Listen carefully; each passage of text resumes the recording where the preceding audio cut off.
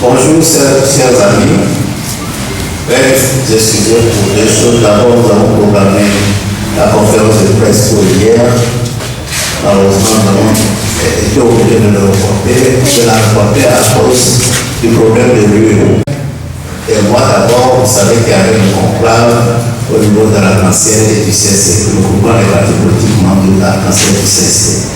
À un moment donné, vous avez senti qu'il y a deux partis, vous avez compris qu'il y a des partis politiques qui avaient été ce conclave, notamment le cas a dit. Et l'une des raisons principales de ce départ du conclave, c'est la primauté, la priorité accordée aux réformes.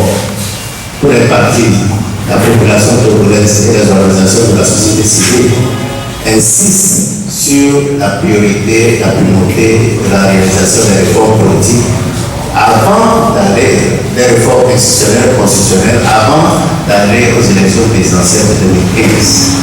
Ça fait déjà quelques semaines que nous avons quitté le conclave. Les autres partis politiques membres du conclave ont poursuivi les travaux, mais nous avons quitté notamment à cause de la priorité accordée aux réformes.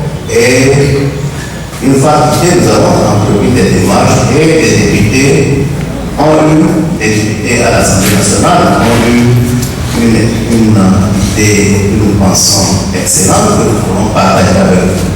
Parce que les réformes constitutionnelles et institutionnelles, pour qu'elles se réalisent dans un pays, il y a trois voies. La première voie, c'est le projet de loi qui doit être introduit par le gouvernement. La deuxième manière, c'est une proposition de loi qui est l'initiative de l'Assemblée nationale, des députés de l'Assemblée nationale. Il y a une condition, il faut qu'au moins le cinquième des députés de l'Assemblée puissent introduire cette proposition de loi. Et la troisième voie, c'est la population par voie de référendum qui peut être initiée par la population, par le gouvernement, bien entendu. Mais on voit déjà pour le référendum, les organisations de la société civile en ont parlé la semaine dernière.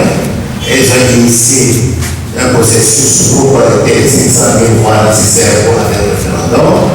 Les partis parlementaires et les députés à l'Assemblée nationale aussi peuvent initier une proposition de loi.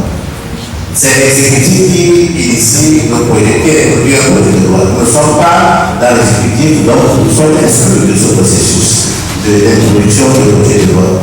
La troisième voie qui restait, c'est la proposition de loi, et c'est à ça que nous avons pensé. Au niveau de certains députés qui ont proposé ça, nous avons pensé que c'est une excellente idée. Il faudra partager avec la population, d'abord les députés, tous les députés de l'opposition membres de l'Assemblée nationale et partager les idées avec la population, donc notamment avec nous.